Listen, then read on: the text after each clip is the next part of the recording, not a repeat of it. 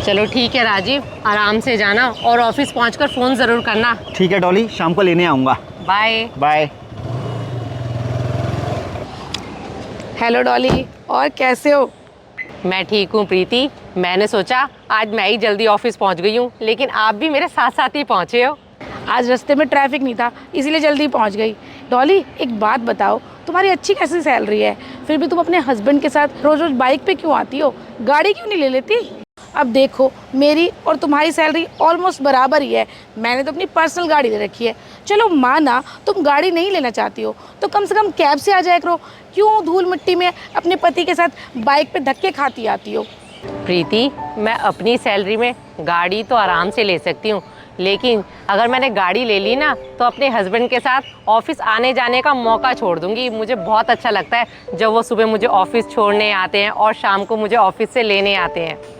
क्या डॉली, तुम भी बच्चों जैसी बातें करती हो। अगर तुम्हें अपने हस्बैंड के साथ आने और जाने का ज़्यादा ही शौक है तो गाड़ी ले लो। तुम्हारे हस्बैंड तुम्हें गाड़ी से भी लेने और छोड़ने आ सकते हैं।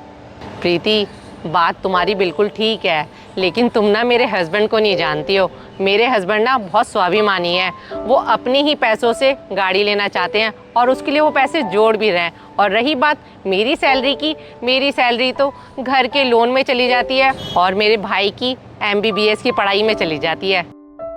डॉली, होम लोन तक तो ठीक है, पर तुम ये बताओ, अपने भाई की MBBS की पढ़ाई में तुम क्यों पैसा लगा रही हो? वो इसलिए प्रीति, मैंने तुम्हें बताया तो था, शायद तुम भूल गई हो। मेरे पापा की कई सालों पहले डेथ हो गई थी। अब मेरे भाई और मेरे मम्मी का मेरे अलावा और कोई है नहीं। और वैसे भी मेरे पापा का ना सपना था कि मेरा भाई बड़ा होके MBBS करके डॉक्टर बने। डॉली, आप ज़्यादा परेशान मत हो। मुझे पता है आपके पापा का सपना था कि वो चिंटू को डॉक्टर बनाए।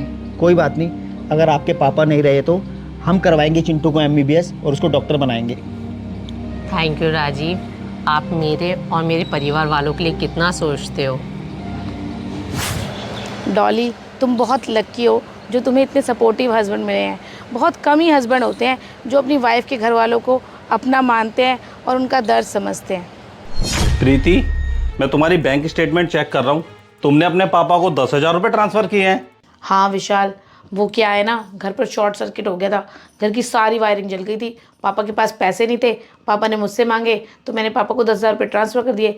पापा ने कहा है वो अगले महीने वापस कर देंगे।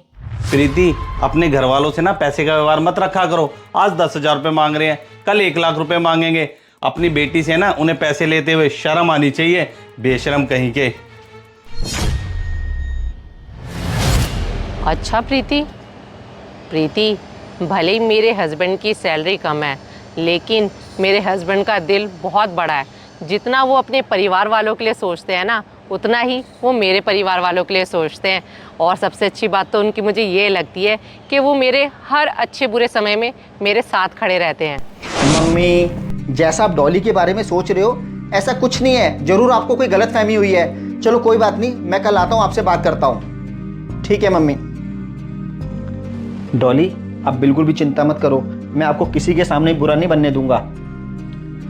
सच में डॉली, तुम्हारे हस्बैंड बहुत समझदार हैं, पर ज़्यादातर हस्बैंड ऐसे नहीं होते। वो अपनी बीवी से ज़्यादा अपनी माँ की बातों पर विश्वास करते हैं और कई बार तो अपनी माँ और अपने परिवार वालों की बातों में आकर अपनी बीवी से अपने रिश्ते ख़राब कर लेते हैं। अच्छा, तुम्हारा मतलब है तुम सच्ची हो और मेरी मम्मी झूठी है। तुम्हारे अंदर ना तुम्हारी माँ के गुण हैं। जैसे वो बात बात पे झूठ बोलती है ना, वैसे तुम बोलती हो।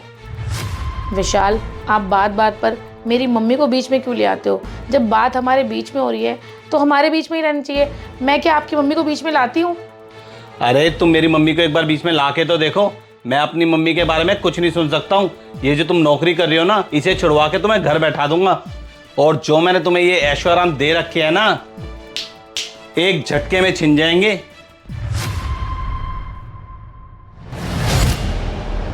सच में प्रीति, तुम्हारे घर का हाल तो बहुत ज़्यादा बुरा है।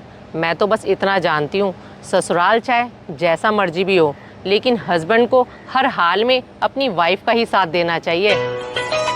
लगता है मेरे हस्बैंड ऑफिस पहुँच गए हैं। वो ऑफिस पहुँचते के साथ ही मुझे कॉल ज़रूर करते हैं। हाँ राजीव। डॉली, मैं ऑफिस पहुंच गया हूँ।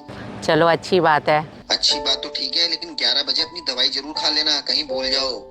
खा लूंगी बाबा, खा लूंगी। मुझे भी अपनी सेहत का बहुत ही अच्छे से ध्यान है। कोई ध्यान नहीं है तुम्हें, हमेशा भूल जाती हो। और हाँ, टाइम से लंच कर लेना। ठीक है, लंच भी कर लूंगी और आप भी टाइम से लंच कर लेना।